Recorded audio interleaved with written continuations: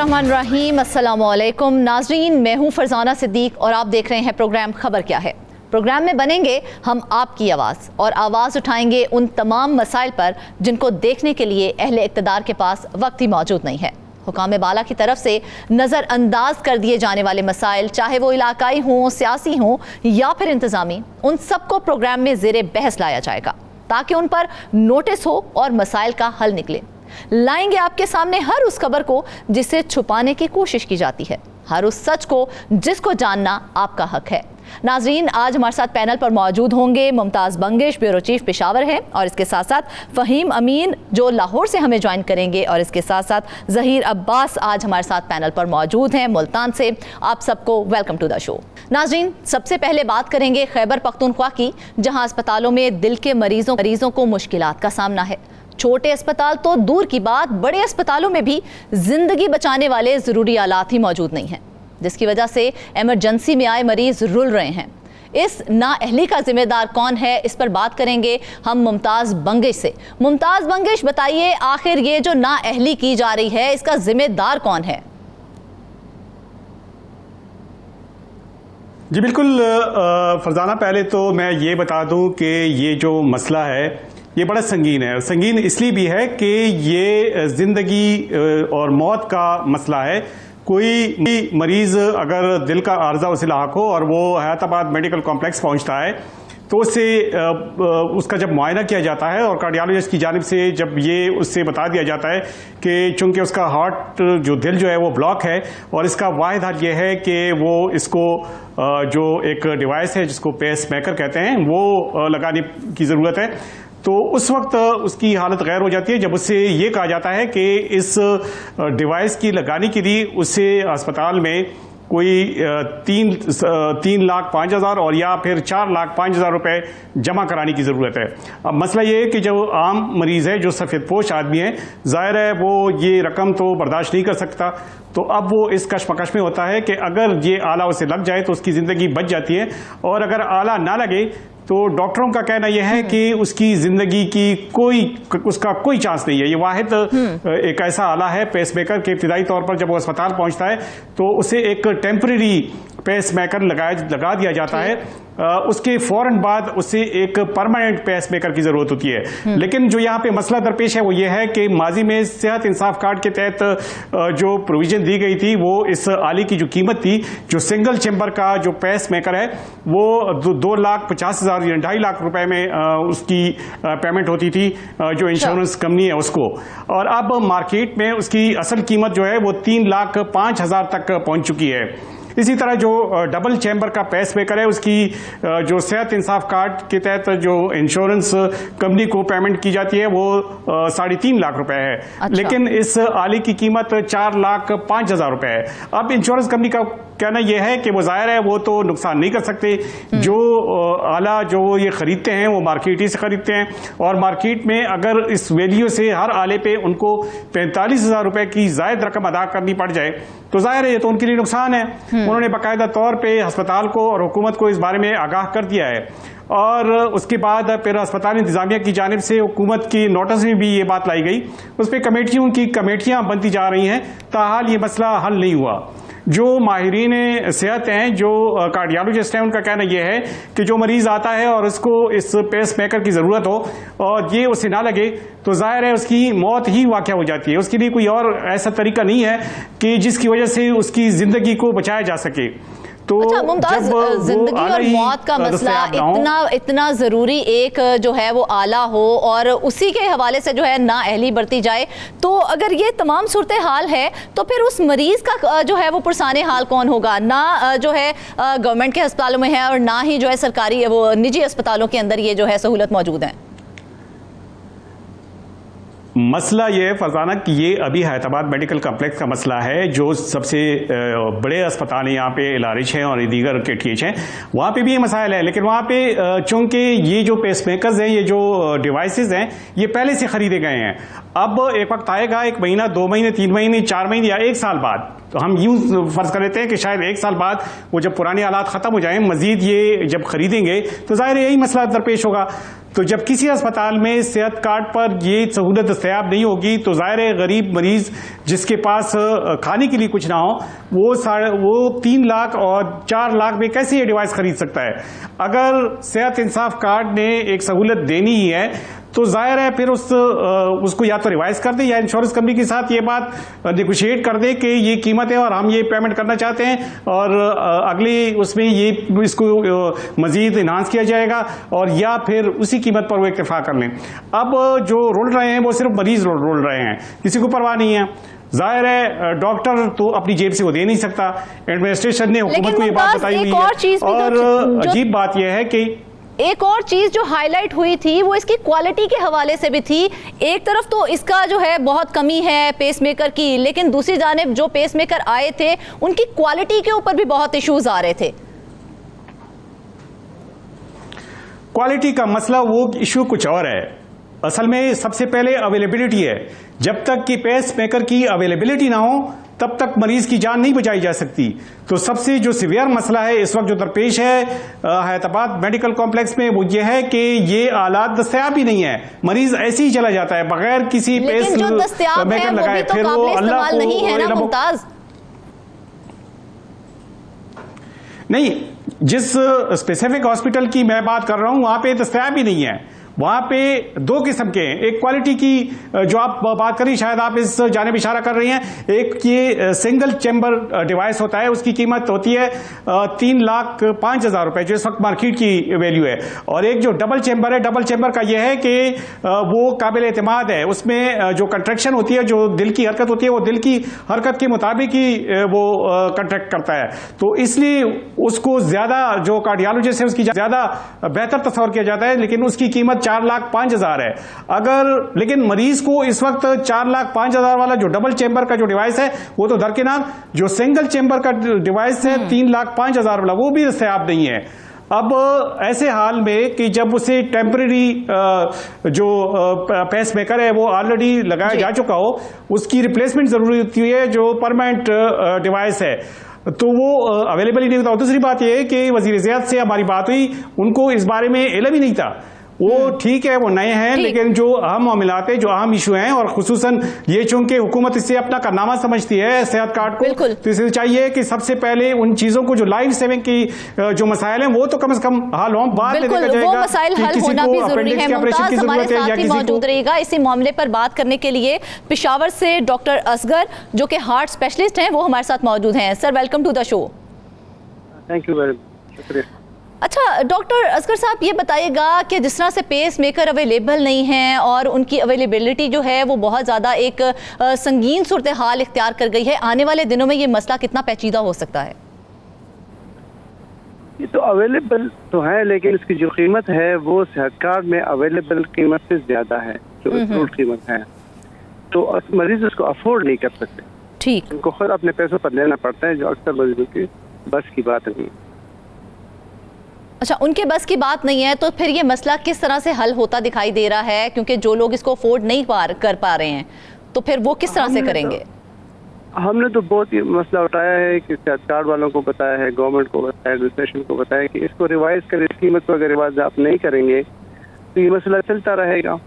जो अफोर्ड नहीं कर सकते हैं तो उनका तो हल नहीं है। हम तो इस तरह करते हैं कि अभी तक एक जो मरीज हो जो बिल्कुल नॉन अफोर्डिंग हो तो सेहत कार्ड में उसको लगा देते हैं, जो बाकी कीमत है वो अस्पताल अफोर्ड कर लेती है, लेकिन ये वो इतना ज़्यादा बर्डन है कि अस्पताल के लिए काबिल बर्दाश्त नहीं है। डॉक्टर साहब, जब इस किस्म के जब मरीज आते हैं मतलब उसको ज़्यादा ज़रूरत होती है और आर्जी पेसमेकर उसे लग जाता है, तो क्या चांसेस हैं अगर ये पेसमेकर उसे ना लगे तो उसकी जिंदा रहने की कोई चांसेस हैं? कोई मुतबादिल कोई तरीका है इसका? पेसमेकर के बगैर तो जिंदगी मुमकिन नहीं है। इस वक्त लेड रीडिंग हॉस्पिटल ने चूँकि बल्क परचेज की हुई है, उनके पास डिवाइसेस अवेलेबल हैं कि वो सेहत कार्ड में लोगों को लगाएं, लेकिन उन पर बर्डन बहुत ज़्यादा है और वो भी इसको अफोर्ड नहीं कर सकेंगे, और अगले जो जून है उससे कीमत इतनी बढ़ जाएगी कि वो LRH भी नहीं लगा सकेगी। तो इतने ज़्यादा लोग हैं कि सिर्फ LRH और HMC और PSC अगर शरीक हो तो इनका बोझ उठा सकेंगे। अकेले इलाज के लिए बर्दाश्त करना मुमकिन नहीं है। इदारे के डॉक्टर लिए साहब, मुमकिन ये नहीं जो है। प्राइवेट हॉस्पिटल है, जाहिर है उसके रेट्स और भी ज्यादा होंगे, तो आप क्या समझते हैं मतलब ऐसे मरीज अगर प्राइवेट हॉस्पिटल चले जाएं तो वहाँ पे भी ये मसला होगा? प्राइवेट हॉस्पिटल में वहाँ पे एक्सपर्टीज अवेलेबल नहीं है और वहाँ पे डिवाइसेस की कीमत जो 4 लाख है वो 6 लाख से कम नहीं लगेगी। अच्छा, तो मतलब ये कि उधर से भी मरीज के लिए मतलब उसकी अगर उसके पास सेहत कार्ड है भी तो उधर भी उसका मसला जूं का तू रहेगा, वो मसला हल नहीं हो सकेगा। नहीं, सेहत कार्ड में तो कोई भी अफोर्ड नहीं कर सकता, इसको नहीं लगा सकता। सेहत कार्ड के रेट्स बहुत कम है, वो तो बिल्कुल कोई भी नहीं कर सकेगा। डॉक्टर असगर साहब, ये बताइएगा कि इससे पहले जो हमें पेस मेकर्स अवेलेबल थे उनकी क्वालिटी का भी एक इशू आ रहा था, अगर वो हम मरीज को लगा देते हैं तो मरीज के लिए वो कितना फायदेमंद और कितना नुकसानदेह हो सकता है? क्वालिटी का इशू नहीं है, सिंगल चैम्बर डुअल चैम्बर का है मसला। वो जो 60-70 साल से बूढ़े लोग उसमें अगर सिंगल चैम्बर भी लगा लिया जाए तो वो ठीक रहता है, गुजारा हो जाता है। लेकिन जो जवान लोग हैं, जो काम करने वाले लोग हैं, उनके लिए जो डबल है ना, ट्रिपल डुअल चैम्बर वो लगा लिया जाए तो फायदा ज्यादा है, बल्कि जरूरी है उनके लिए। तो डॉक्टर साहब, मरीज के पास कितना वक्त होता है अगर हम इसमें डिले करते हैं पेस मेकर लगाने में, तो मरीज के पास कितना वक्त होता है? जो मरीज इमरजेंसी में आते हैं जिसमें हम टेम्परेरी पेस मेकर लगा लेते हैं इमरजेंसी में, उनके पास तो टाइम नहीं होता। हफ्ता हो 2 हफ्ते हो उनको टेम्परेरी पेस मेकर लगा रहता है। उनका नुकसान ये होता है कि चूंकि बाहर से तार अंदर दिल में गई होती है तो इन्फेक्शन के चांसेस ज़्यादा होते हैं और उनकी लाइफ बगैर पेस मेकर के मुमकिन नहीं होती। इस तरह भी हो तो 2-2, 3-3 हफ्ते मरीजों ने इंतजार किया है, तो फिर खुद कहीं से पैसे मिला के हम पेस मेकर लगा। ठीक, इसका मतलब तो ये है कि जो मरीज ये नहीं हो सकता कि मसलन आपके जी मुमताज कहिएगा। जी फरजाना।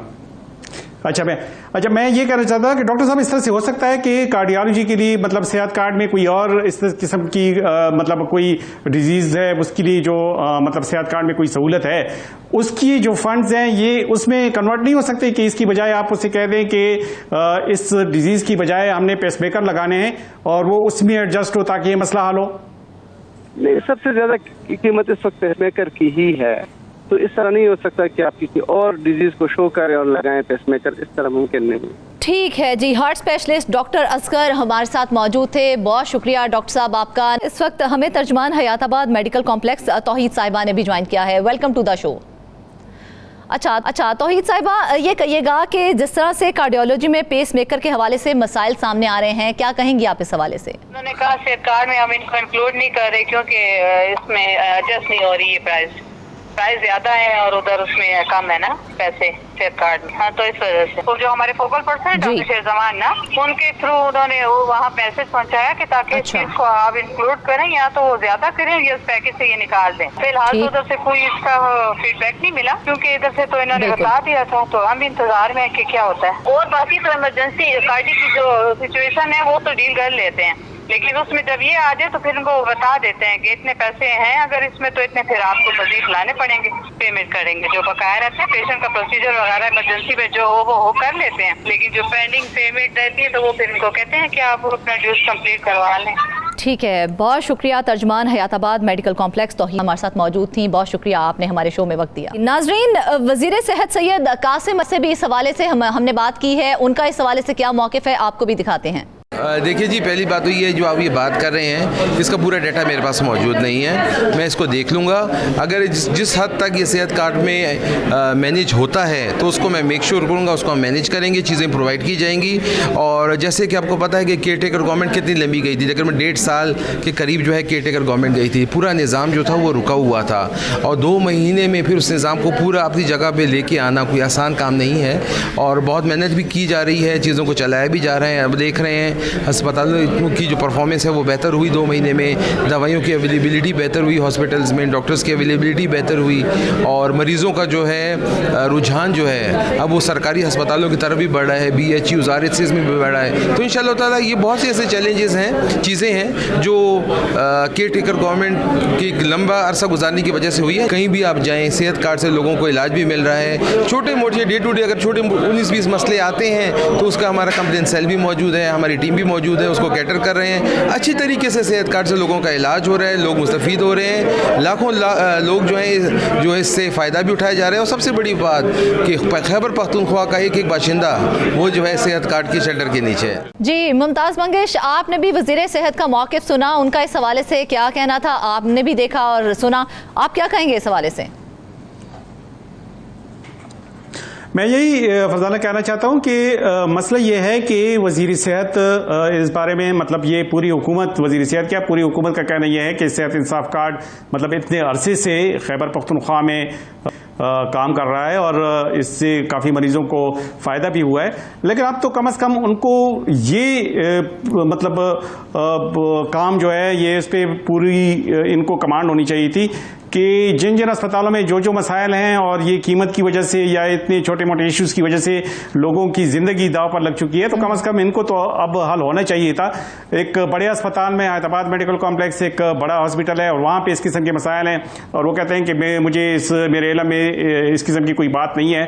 ठीक है, सेहत इंसाफ कार्ड से कहीं कोई फ़ायदा उठा रहे होंगे, कोई मिटर्निटी या इस किस्म की दूसरी चीज़ें या अपेंडिक्स जैसे ऑपरेशन या छोटे मोटे दूसरे ऑपरेशन, लेकिन जो लाइफ सेविंग के जो आलात हैं अगर वो दस्तयाब ना हो और उनको किसी मिनिस्टर को पता तक ना हो तो ये बड़ी तशवीश की बात है।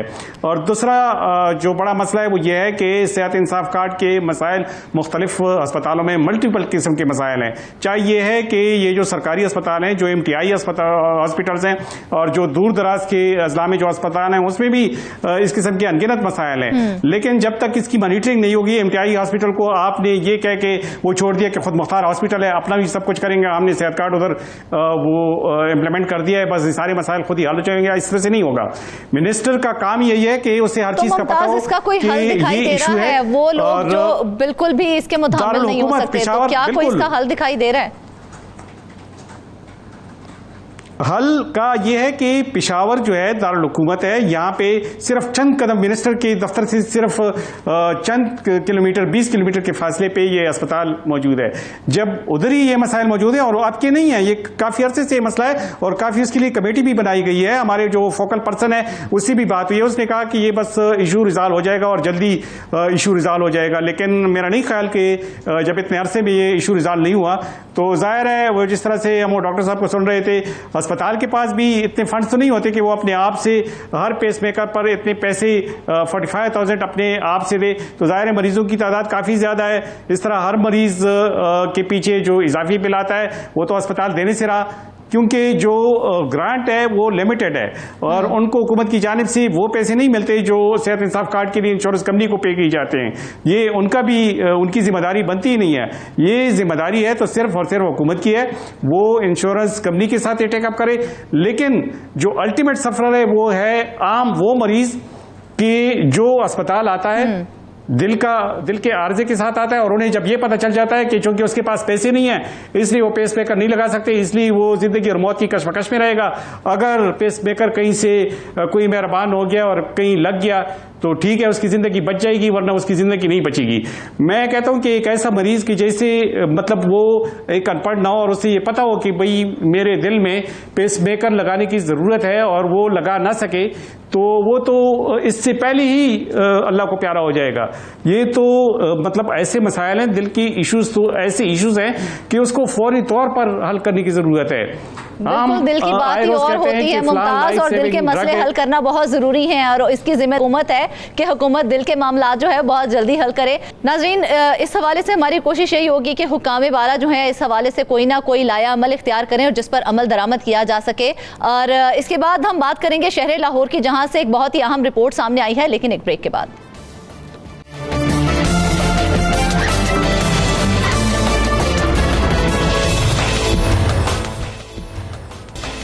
वेलकम बैक नाज़रीन। अब बात करते हैं शहर लाहौर की, जहां महकमा बल्दियात की एक रिपोर्ट सामने आई है। जिसमें लाहौर में 1000 से ज़ायद गैर कानूनी तामीरात का इंकशाफ किया गया है। इस खबर के अंदर खबर क्या है, इस खबर की तफसीलात बताने के लिए हमारे साथ मौजूद हैं हमारे नुमाइंदे फ़हीम अमीन। फ़हीम, खास तो एक रिपोर्ट आई है, ये क्या वाकई एक रिपोर्ट है या इससे ज़्यादा है, क्या कहेंगे आप? फरजाना, बहुत शुक्रिया आपका। आपको मैं बता दूं कि लाहौर शहर जो है ये 2 हिस्सों में डिवाइड है। एक हिस्से का कंट्रोल जो है वो लाहौर डेवलपमेंट अथॉरिटी, जिसे उर्फ़ आम में LDA कहते हैं, और दूसरा हिस्सा जो है वो MCL के कंट्रोल में है। MCL का जो कंट्रोल है वहाँ पर महकमा बल्दियात की जानिब से 4 रिपोर्टें तैयार की गई हैं। पहली रिपोर्ट जो है वो साबिक निगरान वज़ीर बल्दियात आमिर मीर ने तैयार करवाई, जिसमें तकरीबन 300 के करीब गैर कानूनी इमारतों का इंकशाफ किया गया। उसके बाद सेक्रेटरी बल्दियात थे अहमद जवेद काजी, उन्होंने एक रिपोर्ट तैयार करवाई थी और उसके लिए LWMC और एक एक्सटर्नल सोर्स यूज़ किया गया था, जिसमें भी तकरीबन 300 के करीब जो है वो गैर कानूनी इमारतों का इंकशाफ हुआ। जबकि एक तीसरी रिपोर्ट जो है मौजूदा एडमिनिस्ट्रेटर जो हैं और DC लाहौर है उनकी जानिब से तैयार करवाई गई और उसमें भी तकरीबन 250 के करीब गैर कानूनी इमारतों का इंकशाफ हुआ। जबकि जो इन्फोर्समेंट इंस्पेक्टर्स हैं जिनकी जिम्मेदारी है कि उन्होंने गैर कानूनी इमारतों को गिराना है, उसको कंट्रोल करना है, उसको बनने नहीं देना, उनकी जानिब से भी एक रिपोर्ट सामने आई जिसमें तकरीबन 235 के करीब जो हैं वो गैर कानूनी इमारतों का इंकशाफ हुआ। अब मसला ये है कि ये जिन लोगों ने इसको गिराना है, उनको रोकना है, उनसे रेवेन्यू इकट्ठा करना है, वो सिर्फ रिपोर्टें बना रहे हैं। अब ये जो गैर कानूनी इमारतें हैं, गैर कानूनी प्लाजे हैं, गैर कानूनी फैक्ट्रियाँ हैं, ये जहाँ पर बन रही हैं, इससे ना सिर्फ अरबों रुपए का नुकसान हो रहा है। जैसे कि शालम मार्केट में प्लाजे बन रहे हैं गैर कानूनी तौर पर, जिसमें इस रिपोर्ट में इंकशाफ किया गया है कि शालम मार्केट, मिस्री शाह, GT रोड, जहां पर बाकायदा तौर पर मालिक का नाम भी लिखा गया और इनके खिलाफ कार्रवाई की जाए। आज से तकरीबन 15 दिन पहले MCL का जो हेडक्वार्टर है टाउन हॉल, वहां की बिजली काट दी गई थी कि उनके पास फंड्स नहीं है। फंड्स अगर इकट्ठे करने हो तो सिर्फ एक बिल्डिंग को प्रॉपरली कमर्शियल कर लिया जाए तो टाउन हॉल के 2 महीनों का बिल करोड़ों रुपए जो है वो इकट्ठा हो सकता है। ये आप अंदाज़ा लगा लें कि एक एक प्लाजा वहाँ पे अरबों रुपए का है और अगर उसको कानूनी तौर पर कमर्शियल किया जाए तो MCL एक एक प्लाजे से 5-5, 10-10 करोड़ रुपया इकट्ठा कर सकता है। आम तौर पर छोटे ताजरों को, यहाँ पर आम लोगों को कहा जाता है कि टैक्स नहीं देते, तो जो अदारा टैक्स इकट्ठा कर सकता है बिल्डिंग, कमर्शियल बिल्डिंग की मद में, रिहायशी नक्शों की मद में, उसके बाद दीगर मामलात में, तो वहाँ पर तो अभी तक हमें कुछ इस तरह की नज़र नहीं आई बात। क्योंकि दाता गंज बख्श टाउन ये वो इलाका है जिसको हम कह लें कि मार रोड है, उसके बाद शालम मार्केट है, उसके बाद जे रोड का कुछ इलाका जो है इस इलाके में आता है, और ये सोने की चिड़िया कहा जाता है इस इलाके को, जहाँ पर हर गैर कानूनी बिल्डिंग बनने के हवाले से जो है लाखों नहीं करोड़ों रुपये रिश्वत तलब की जाती है। क्योंकि अगर आपने शालम मार्केट में कोई प्लाजा कमर्शियल करवाना है 10 मरले का, तो उसके लिए कम से कम जो कानूनी फीस है जो आपको सरकार के खजाने में जमा करवानी पड़ेगी वो 4 से 5 करोड़ रुपए है। और उस 4-5 करोड़ रुपए को लेने की बजाय जो नीचे अमला है वो सिर्फ चंद हजार या चंद लाख रुपए लेकर कौमी खजाने को अरबों रुपए का नुकसान पहुंचा रहा है। जी फरजाना, आप इस हवाले से कुछ पूछना चाहेंगे? बिल्कुल, एक जो सवाल बार बार मेरे दिमाग में चल रहा है फ़हीम, वो तो यही है कि भाई इतनी बड़ी तादाद में इतनी कानूनी इमारतें जो हैं वो तामीर हुई हैं, किसी ने रोका नहीं? अच्छा, रोकने की बात सुन लें कि ये मेरे पास नोटिस हैं, एंटी करप्शन ने जितने भी इंस्पेक्टर्स हैं इनको नोटिस जारी किए हैं। तकरीबन एक एक इंस्पेक्टर को 20-20, 30-30 गैर कानूनी बिल्डिंग्स की निशानदेही के साथ नोटिस जारी किए गए हैं, लेकिन उनकी जानिब से अभी तक ना तो कोई इसका जवाब दिया गया है। जबकि इसके लिए एक जो तरीका अपनाया जा रहा है वो क्या है, एक जब भी कोई गैर कानूनी इमारत बनाई जाती है तो उसके ऊपर अगर कोई सरकार इस पर नोटिस लेती है तो अफसरान बाला उसकी इंक्वायरी का हुक्म देते हैं। तो वो जो इंक्वायरी करने के लिए जो DG इंस्पेक्शन सेल है उनको एक इंक्वायरी रिपोर्ट भिजवाई जाती है जी कि ये गैर कानूनी बिल्डिंग बन रही है, इस पर एक्शन लिया जाए। वो एक्शन लेने के लिए जो फाइल तैयार की जाती है उस फाइल को दबा लिया जाता है और वो फाइल तब तक दबी रहती है वहां पर उस ऑफिस में जब तक वो बिल्डिंग, वो प्लाजा, वो इमारत, वो फैक्ट्री मुकम्मल नहीं हो जाती। वो 4-6 माह में वो फैक्ट्री मुकम्मल हो जाती है, सारा कुछ वहां पर आ जाता है और इंक्वायरी जो है वो बाद में जब शुरू होती है तो वहां पर कसीरों मंजिला बिल्डिंग्स बनी होती हैं, सरकार को करोड़ों रुपए का चूना लग चुका है। जो अफराद इन गैर कानूनी तामीरात में मुलव्वस हैं उनके खिलाफ भी कोई कार्रवाई अमल में नहीं लाई जा सकी? आपको एक बात बताता हूँ कि डीसी लाहौर और एडमिनिस्ट्रेटर जो हैं वो लाहौर की राफे हैदर, उन्होंने इन इन्फोर्समेंट इंस्पेक्टर्स जो हैं उनको सरेंडर करवा दिया था। अच्छा। जो कि गैर कानूनी तामीरात में मुलव्वस थे। अच्छा। उसके बाद वो तमाम लोग जो हैं वो रिलीफ लेने के लिए अदालतों की तरफ चले गए कि हमें हमारे एडमिनिस्ट्रेटर ने गैर कानूनी तौर पर सरेंडर किया है। पूछने वाला नहीं होता ना फिर? बिल्कुल ऐसी सूरत हाल है, कोई पूछने वाला नहीं होता। सिर्फ वो लोग जो हैं वो अपने चंद रुपयों की खातिर लोगों की जिंदगियां खतरे में डालते हैं और जो कौमी खजाने को करोड़ों अरबों रुपए का बिल्कुल। और जब उन इमारतों में आग लग जाती है तो फिर उसका जवाबदेह कोई नहीं होता फिर। बिल्कुल सूरत हमें जब भी कोई ऐसी जगह जहाँ पर आपने अब अगर एनओसी लेने के लिए या एलडीए जाना हो, आपको किसी बिल्डिंग के लिए आपने कंप्लीशन सर्टिफिकेट लेना हो, तो वो कहते हैं कि सबसे पहले आप सिविल डिफेंस का एक एनओसी लेकर आएँ कि यहाँ पर जो है फायर अलार्म या आग बुझाने के जो आलात मौजूद हैं कि नहीं है। तब तक तो कानूनी तौर पर एनओसी नहीं मिलता और उसके लिए लोगों को बड़े पापड़ बेलने पड़ते हैं। लेकिन जब गैर कानूनी बिल्डिंग्स बन जाती हैं जो एमसीएल या इस इलाकों में, तो उसके ऊपर तो ये चीज़ बिल्कुल नहीं होती। और जब भी कोई इस तरह का अफसोसनाक वाकया होता है तो अमूमन जो है वो जानी के नुकसान, माली नुकसान। अच्छा फहीम, अगर आज हमारे इदारे इस हवाले से मुतहरिक हो जाएं, क्या कार्रवाई मतवक्के है और क्या कार्रवाई की जा सकती है? ये सर्वे रिपोर्ट उनके पास मौजूद है, उनके इंस्पेक्टर्स के पास फिंगर टिप्स पे विद गूगल लोकेशन उस जगह का पता है कि वहाँ पर क्या हो रहा है। बिल्कुल।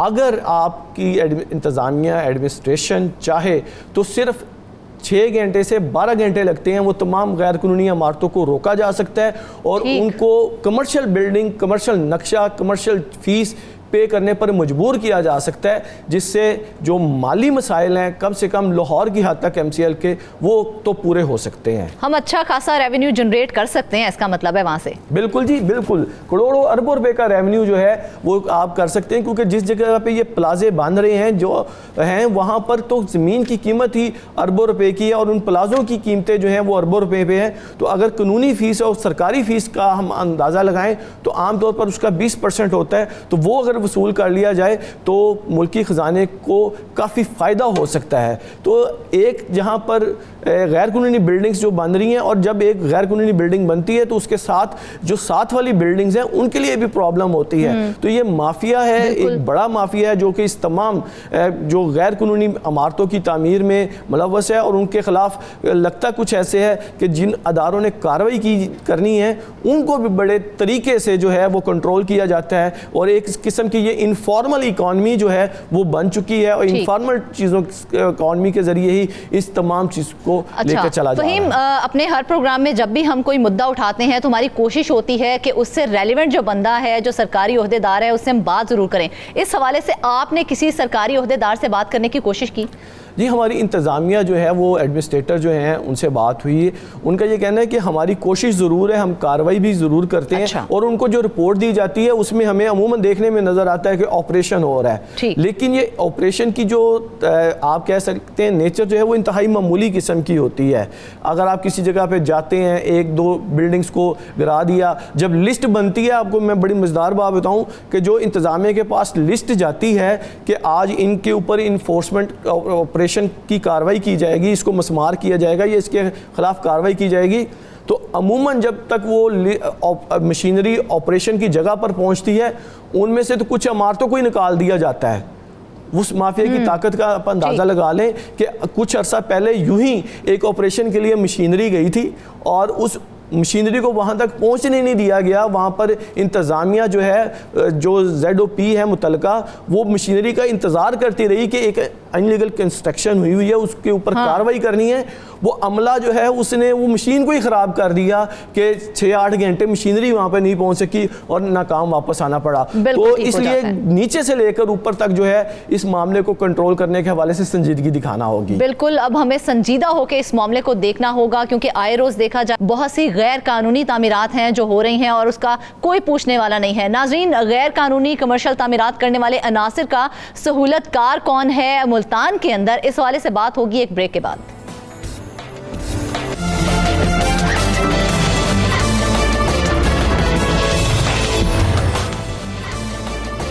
वेलकम बैक नाजरीन। प्रोग्राम के आखिर में बात करते हैं मुल्तान की, जहां पर म्यूनिसिपल कॉरपोरेशन का शोबा प्लानिंग गैर कानूनी कमर्शियल तामीरात करने वाले अनासर का सहूलतकार बना हुआ है।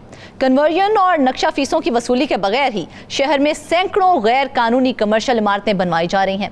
किस तरह से ये गैर कानूनी इमारतें बनाई जा रही हैं, क्या उनको कोई पूछने वाला नहीं है? खबर के अंदर असल खबर क्या है? हमारे साथ मौजूद हैं नुमाइंदा ज़हीर अब्बास मुल्तान, उनसे ही मजीद जानते हैं। जी ज़हीर, बताइएगा।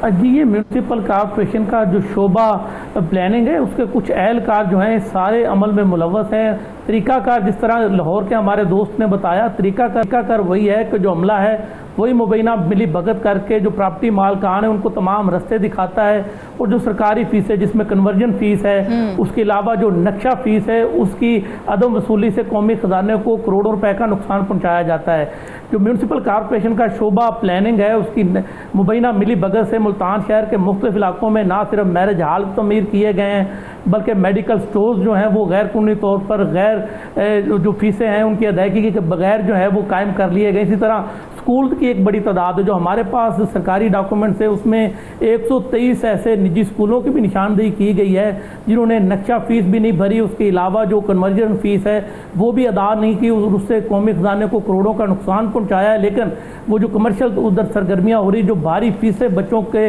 वालिदैन से वसूल की जा रही हैं, उससे वो करोड़ों रुपया जो है वो अपनी आमदन जो है वो बना रहे हैं। इसके साथ साथ शहर के मुख्तलिफ इलाकों में जो है वो गैर कानूनी तामीरात की रोकथाम के लिए ऑपरेशन के दावे तो किए जाते हैं मगर वो ऑपरेशन ना होने के बराबर हैं।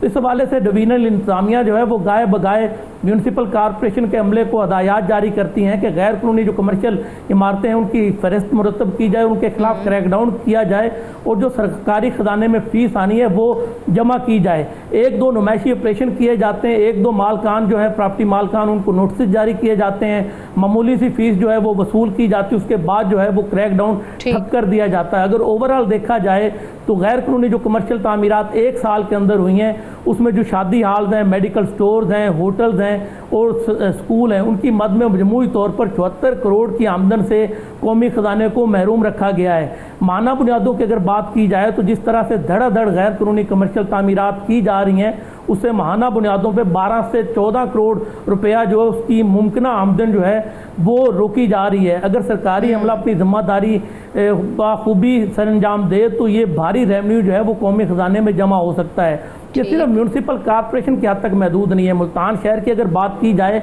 तो number 1 municipal corporation, number 2 Multan तरक्याती इदारा, नंबर 3 फाटा और चौथे नंबर पे जो मुल्तान शहर के करीबी इलाके वहाँ पर जिला कौंसिल इंतजामिया जो है वो इन तमाम मामलात को देखती है। मगर कोई भी इदारा गैर कानूनी कमर्शियल तामीरात हों या रहायशी तामीरात हों उनको रोकने में कामयाब नहीं हो सका। वजह यही है कि जो सरकारी एहलकार हैं उनकी तनख्वाहों का अगर जायजा लिया जाए तो एक जो इन्फोर्समेंट इंस्पेक्टर है वो 70 से 80 हज़ार महीना। इसका मतलब तो ये है हम किसी एक इदारे को इसका जो है वो जिम्मेदार फिर नहीं ठहरा सकते हैं। कॉरपोरेशन का जो शोबा प्लानिंग है फिर खाली वो ही सहूलतकारी नहीं कर रहा, फिर तो दीगर सारे शोबे मिलकर उसकी सहूलतकारी कर रहे हैं।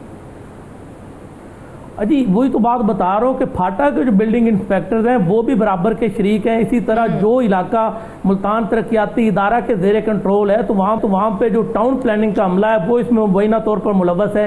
इसी तरह उनका जो शोबा इन्फोर्समेंट है उनकी मुबैना मिली भगत से भी जो है वो गैर कानूनी तामीरात की हौसला अफजाई हो रही है। इसी तरह फाटा की बात की जाए तो मुल्तान शहर की 2 अहम कॉलोनियाँ जो है न्यू मुल्तान हो गई, गुलगश्त होगी, तो वहाँ पर गुलगश्त में सबसे बड़ा जो अहम कारोबारी मरकज़ है वो मौजूद है। उस वहाँ पर गैर कानूनी तामीरात जो हैं उसकी भरमार के बायस गुज़श्ता साल एक बड़ा क्रैकडाउन किया गया था, मगर जो फाटा अमला है उसने मशीनरी की कमी को जवाब बनाकर वो जो ऑपरेशन है उसको ठप कर दिया था, जिससे कौमी खजाने को होने वाला जो मुमकिन आमदनी थी उससे महरूम रखा गया था। गैर कानूनी कमर्शियल तामीरात जो है वो पूरे शहर में मौजूद हैं और इंतजामिया जिसमें डिवीजनल इंतजामिया है, ज़िले इंतजामिया है, मुतल्लिका इदारों के सरबराह हैं, सबको इल्म है, मगर कागज़ों में कार्रवाइयाँ की जाती हैं, 1-2 नुमाइशी कार्रवाइयाँ करके प्रेस रिलीज भी जारी कर दी जाती है, मगर हकीकी तौर पर इस मसले की रोकथाम के लिए कोई इकदाम नहीं किए जा रहे। गैर कानूनी कमर्शियल तामीरात ही शहर का जो है बड़ा मसला नहीं। इसके साथ साथ अगर तजावज़ात की बात की जाए तो पिछले दिनों वज़ीर आला पंजाब की हिदायत पर पूरे पंजाब में तजावज़ात के खिलाफ ऑपरेशन किया गया था। इंसदाद तजावज़ात ऑपरेशन जो है वो मुल्तान में भी किया गया, मगर उसके समरात सामने नहीं आए। वजह क्या है? वजह यही है कि जो एहलकार पहले से ही आगाह कर देते हैं अपने जो उनके आगे बैठे हुए लोग होते हैं जो तजावजात माफिया है, तो फौरी तौर पर उस इलाके से तजावजात हटा दी जाती है जब ऑपरेशन के लिए टीम वहां पर पहुंचती है। जैसे टीम वापस आती है तो दोबारा से तजावजात हटाने का ज़हीर क्या फायदा? आप राइट एट द मोमेंट तजावजात हटा दी जाती हैं, जैसे ही थोड़ा माहौल ठंडा होता है वापस वो तजावजात उसी जगह पर आ जाती हैं। तो कोई ठोस कोई जो है कोई क्यों काम नहीं किया जा रहा है इस हवाले से? जी, जो मुमकिन रद्द अमल है, बारहा हमने ज़िले इंतज़ामिया के अफसरान से, डिवीज़नल इंतज़ामिया के अफसरान से तजावजात के मामले पर, गैर कानूनी तामीरात के मामले पर बारहा सवालात किए। उनका एक ही जवाब होता था कि इदारे में शफाफियत लाने के लिए इक़दाम किए जा रहे, गैर कानूनी तामीरात को हटवाने के लिए इक़दाम किए जा रहे। बस वो रवायती जवाब होते हैं। मगर जो हमें समझ आई है, जो हमारी कुछ ज़िले इंतज़ामिया के अफसरान से बात हुई, तो वो पस पर्दा यही बताते हैं, ऑफ द रिकॉर्ड उन्होंने हमें यही बताया कि जो ताजरों का मुमकिन रद्द अमल है, जो शहरियों का मुमकिन रद्द अमल है, उससे बचने के लिए जो है वो ग्रैंड ऑपरेशन लॉन्च नहीं किया जाता, जिसकी वजह से शहर से ये जो मामलात हैं, ये जो मसाइल हैं, वो ख़त्म होने का नाम नहीं लेते। इस हवाले से ज़िले इंतज़ामिया जो है उन्होंने गुज़श्ता महीने जो है वो क्रैक डाउन के दावे किए थे। क्रैक डाउन रोज़ाना की बुनियाद पर कागज़ों में नज़र भी आया, लेकिन वो नुमाइशी कार्रवाइयाँ साबित हुई। घंटाघर चौक पर जिस तरह तजावजात को हटाया गया, अगले दिन हमने जाकर देखा दोबारा से वही तजावजात वहाँ पर कायम थी। इसी तरह हुसैनगाह बाज़ार में तजावजात के खात्मे के लिए ऑपरेशन किया गया, अगले दिन देखा वो उसी तरह से कायम थी। इसी तरह दीगर जो इलाके हैं, गुलगश्त है, न्यू मुल्तान है, मुमताज़ाबाद है, वहाँ से भी एक दिन पहले तजावजात हटवा दी जाती है, अगले दिन देखते हैं तो उससे ज़्यादा तजावजात जो कायम हो जाती हैं। और इसमें जो फ़ायदा है, फ़ायदा सरासर जो सरकारी मुलाजमीन है, सरकारी अमला है, उसका है, क्योंकि उन्होंने अपनी मंथलियाँ तय की हुई हैं। अच्छा फ़हीम, आपके पास भी इस हवाले से काफ़ी इंफॉर्मेशन है। खुर्शीद साहब ये बताइएगा कि आपने 2 माह हुए हैं चार्ज संभाले हुए मुल्तान, कोई आपके पास रिपोर्ट है ऐसी कि जिसमें कि मुल्तान शहर में कितनी बिल्डिंग्स ऐसी हैं जो कि गैर कानूनी हैं, कितनी ऐसी हैं जिनकी कन्वर्जन में वायलेशन हुई है या कोई फ़ीस में वायलेशन हुई है? 2 माह में आपके पास कोई रिपोर्ट आपने बनवाई है या आपके पास कोई रिपोर्ट सामने आई है? इसके अगर कोई अदाद शुमार हैं तो वो ये बताएं। और साथ सिर्फ ये बता दें कि इन 2 माह में आपने कोई गैर कानूनी बिल्डिंग मस्मार भी की है या सिर्फ सील ही की है? जी, मैं अर्ज करता हूँ कि इसमें हमारे पास जो डाटा इस वक्त मौजूद है वो 97 बिल्डिंग्स का है म्यूनसिपल कॉर्पोरेशन का, जिसमें से 52 को हमने सील किया हुआ है और 10 को पार्शली डिसमेंटल किया ना। जी जी, जैसे इनिशियल स्टेज पे जब बिल्डिंग शुरू होती है तो उसको उसी स्टेज पे हम गिरा देते हैं, उसकी दीवार को, उसके जो स्ट्रक्चर बना होता है स्टार्ट का। और तकरीबन 25 ऐसे केसेस हैं जिनके लिए हम मुख्तलिफ थाना जात में ना हमने FIR के लिए तहरीर किया हुआ है। और उनका स्टेटस क्या है? वो बन रही है कि वो अभी आपने रोकी हुई है बनने से? इसमें मेजॉरिटी जो है ना वो रुकी हुई है, तो जो लोग बाहर नहीं आते फिर उनके खिलाफ मुतलका थाना में FIR भी दर्ज करवा देते हैं। 2 माह में कितनी सील कर देते हैं उनके खिलाफ भी हम FIR दर्ज करवा देते हैं। सर 2 माह में कितनी FIRs जो हैं वो आप अब तक दर्ज करवा चुके हैं? हम आपके 2 माह का बात पूछ लेते हैं कि कितनी FIRs आपके स्टाफ ने जो है अनलीगल बिल्डिंग्स के खिलाफ दर्ज करवाई हैं? ये हमने रेफरेंस तो फॉरवर्ड किए हुए हैं तकरीबन 8 केसेस के ना, तो ये कंफर्म हो जाएगा मुतलका थानों से कि कितनी दर्ज हो गई और कितनी रह गई। बहुत शुक्रिया। ठीक है, खुर्शीद नसीर साहब हमारे साथ मौजूद थे, municipal officer planning, municipal corporation Multan से। बहुत शुक्रिया सर, आपने हमारे शो में वक्त दिया। नाजरीन, सेहत का शोबा हो या फिर हमारे आम मसाइल, हर हवाले से देखा जाए तो हमें मुश्किलात का सामना है। हमारे बहुत से ऐसे दिल के मसाइल हैं जो हल नहीं किए जा रहे, और जो पेस मेकर है उस हवाले से बहुत से मुश्किलात हमारे तमाम आम आदमी को जो है वो इस वक्त देखने को मिल रही हैं। अगर हम तामीरात के हवाले से देखें तो उसमें भी बहुत सी गैर कानूनी तामीरात ऐसी हैं जो बिना किसी इजाज़त के, बिना किसी अथॉरिटी के वो की जा रही हैं और उन पर सिर्फ एक्शन लिया जाता है, कार्रवाई अभी तक अमल में नहीं लाई गई है। हमें इस प्रोग्राम के थ्रू हमारी कोशिश ये है कि जो तमाम इससे रिलेटेड जो तमाम अफराद हैं वो इसके हवाले से कोई कार्रवाई ज़रूर अमल में लाएं, और वो अफराद जो इस हवाले से कुछ कर सकते हैं वो ज़रूर कुछ करें। और इसके साथ ही मुझे दीजिए इजाज़त। अल्लाह हाफ़िज़।